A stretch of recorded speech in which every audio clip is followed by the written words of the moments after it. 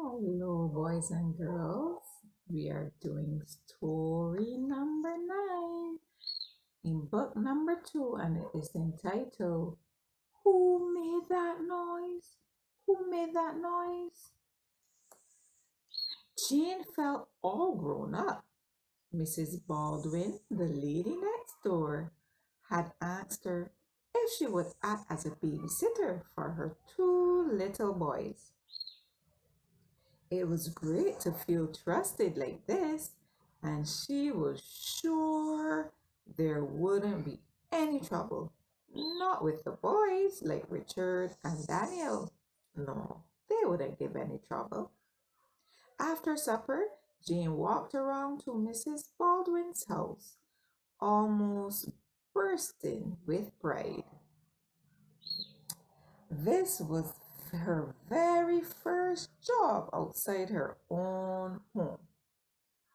Tonight, she would be in charge of two little boys who would have to do what she told them.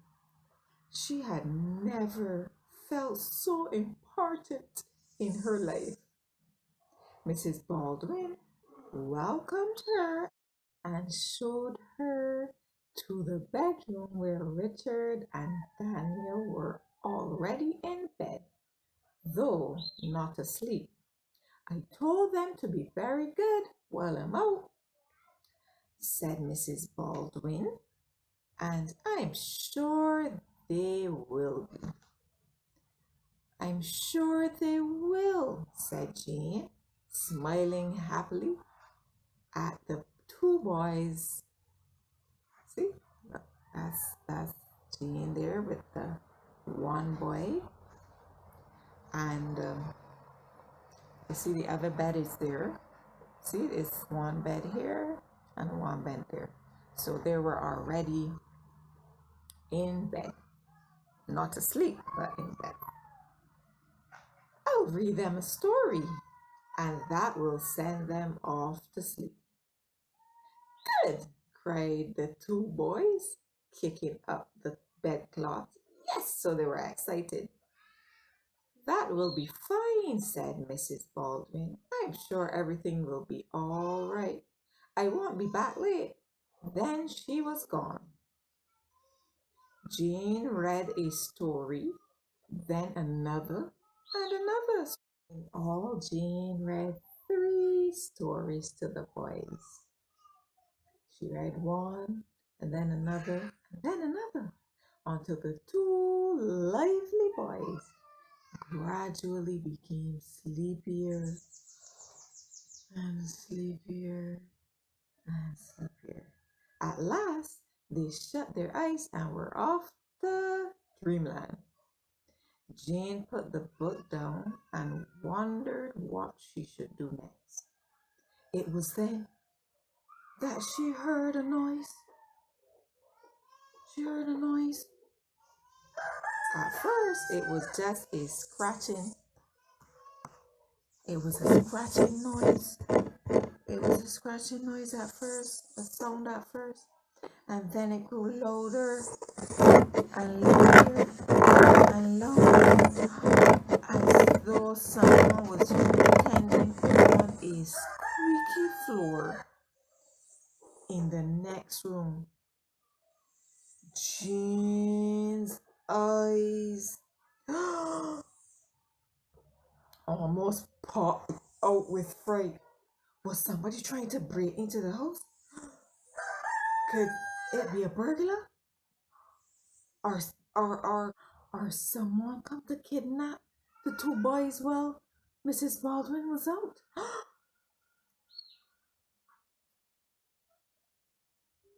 Her face turned white. She turned pale. Her throat, her throat went dry. She couldn't swallow. She couldn't speak. She couldn't even cry out. So Jane seemed to be in shock. Still, the noise went on and on and on. It seemed to be getting nearer and nearer and nearer. Squeak, squeak, squeak, squeak. Went the noise, followed by a long rustling sound.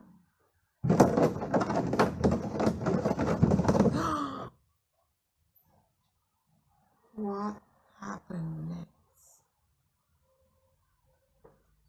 Let's see. This was too much for Jean. All her self-importance had gone. She knew now she was just a child after all. Suddenly, she let out a scream that must have been heard a mile away. She screamed very hard. The boys woke up. "What's the matter? What's the matter?" they cried, sitting up in the bed. "What's the matter? What's the matter?" Seeing Jane's frightened face, they became scared too. "What's the matter?" Jane said, "The noise." She whispered, "The noise, the noise."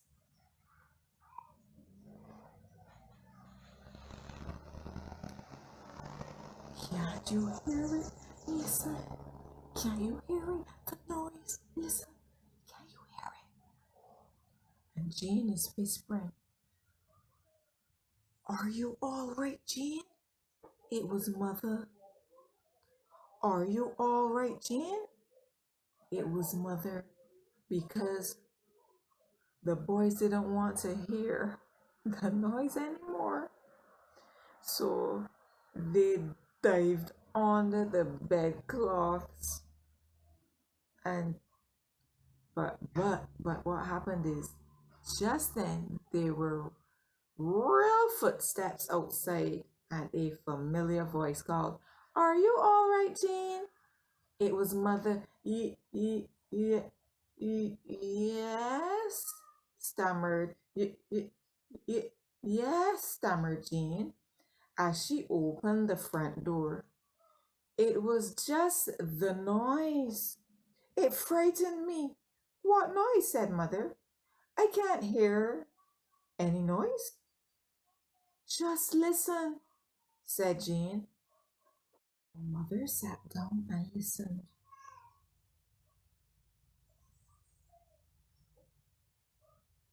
But there was no noise. There was no noise. The house was silent except for the ticking of the clock and the deep breathing of the two boys who were just going back to sleep again. "You must have been imagining things," said Mother. "If you're going to be a babysitter, you mustn't let yourself get upset over little things. If you do feel frightened, say your prayers. If you do feel frightened, boys and girls, say your prayers." And that is what Mother was telling Jean. That will make you feel better. It will make you feel a whole lot better. Then Mother left. 10 minutes later, Jean heard the noise again. She was about to let out another scream when she remembered what Mother's advice was. Falling on her knees, she poured out her heart to God. "Please save us from the bad man who's trying to get into the house," she cried. "Don't let him hurt me, and don't let him kidnap Richard and Daniel. And please help me not to be frightened of him. God, Please, God. And that is what Jean did. She prayed as she remembered what mother's advice was. How God must have been smiling when he heard that prayer. How long Jean stayed on her knees, I don't know. But suddenly she heard the sound of a car driving into the garage. It must be Mrs. Baldwin, she told herself. Jumping up, she ran to the front door and opened it. How's my babysitter? Asked Mrs. Baldwin. Everything go all right? Oh, yes, quite all right, said Jean. That is all except the noise. What noise? Oh, it was dreadful, said Jean. I was afraid somebody was coming to kidnap the boys. What sort of noise? Said a worried Mrs. Baldwin. Well, it was a sort of squeaky, rustling, scratching sound. Oh, cried Mrs. Baldwin with a loud laugh. Oh, that's our guinea pigs. I should have told you about them. They do make an awful noise some nights. Guinea pigs? Said Jean. And to think I was so scared. So, boys and girls, we see in this story that what is very important is that, when we are afraid of something, of anything, we can pray, we can kneel at our bedsides and pray. Even if it's a situation where we cannot kneel, we can pray in our hearts that God will protect us and that God indeed will help us not to be afraid. Because remember that scripture in the Bible, we don't have to be afraid. Remember that scripture taken from 2 Timothy chapter 1 verse 7. For God has not given us a spirit of fear, but of power and of love and of a sound mind. Just remember that. That scripture helped me throughout life because I was really afraid. But I was afraid of people. I was really afraid. I was really shy. And I always claimed that. I always claimed that scripture. And now I'm not afraid anymore. I think even now, some people may tell me, stop talking. I'm just saying, I am not afraid anymore, and I'm comforted. I am at peace, and God guides me. So that scripture can work for you too if you're in a situation where you're afraid. Just remember, God has not given us that spirit of fear. Thank you, Lord, for reminding us of that scripture taken from 2 Timothy chapter 1 verse 7. We thank you for that, and Father, help the little boys and girls and the bigger boys and girls as well to claim that promise and to claim that word, your word, so that indeed we shall function day to day in every situation we may be placed in, that we may be comforted and we can trust and know that you are always with us. Father, thank you for not giving us that spirit of fear. We know that that is a weapon of the enemy, Satan himself. So, Father, I am praying for everyone listening and everyone watching that you indeed would intervene, Father, that you will intervene in each and every one of our lives and help us to be comforted and at peace, knowing that even though the enemy tries to make us afraid, Father, we have your word. We have you. And we know because in your word it also says you will never leave us or forsake us.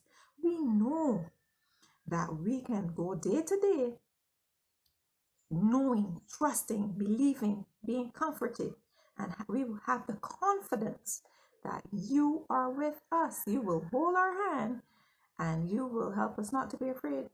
So, Lord, let us claim this. Let us claim your word and go day to day about our business, whatever situation, that we indeed can share also with others, and that we would be able to encourage others as well in your word and in your way. Thank you again for this story. And help us to remember that we should not be proud or, how Jane was prideful, but we should just trust, be confident in you, Father. Father, help us to know and remember. Don't let pride get in the way of trusting you and depending on you, because Father, that is what you want for us. That is what you want for our lives. You want us to depend solely on you and not ourselves. Thank you for this reminder, Lord, from this story. Help us not to be prideful, but help us to depend solely on you, Jesus. And even now, as we continue in our lives from this moment on, help us to trust you. Help us to claim your word. Help us to read your word even so that we can claim it. And help us to understand and Father, as I always pray, help us to interpret your word how you would have us to. Because Father, at times we can pick and choose what we want to read. We could pick and choose, to try to prove our points. But Father, you have said in your word, every jot, every tittle, we ought to read. Because the Bible does not contradict itself. And neither can we just pick something from one place and put it out of context. Help us not to use your word out of context, Father, just to satisfy our convenience. Because at times when we want to okay what we are doing, even though we know it's not what you want, we try to pick things and then try to prove a point. But Father, remove it. Help us to depend solely on you. Help us to depend on your words, all of your words, and not just pick and choose, so we can get away with whatever it is we're trying to do that is not of you. So forgive us where we have done that. Forgive us going forward, Lord, and bless us and help us, Lord, to indeed bless others always. In Jesus' name, amen. We just finished story number 8, which was entitled, what was it entitled? Y'all remember? Right. Who made that noise? And now we're going on to story number 9, William's Long Walk. I wonder where William was walking to. I wonder where. This is another picture, William's Long Walk. So I'm going to see you again, boys and girls. Remember, you can share the video, you can like the video, and you can subscribe to my channel. Just let mommy, daddy, or an adult help you to do that. Adults, you can do the same. Like, share, and subscribe so that every time a video comes out, you'll be the first to know. Okay? So do that so others can be blessed, others can be encouraged even with these stories that Auntie Jamie is reading. So, see you again. Remember, the next story we're going to do is entitled what? Right, William's Long Walk. Now, we have to know, we don't know where William was walking, but if you keep tuned in, you indeed will find out. Me too, because I don't know. I just know that William's long walk suggests that William is walking somewhere that is really far away. I don't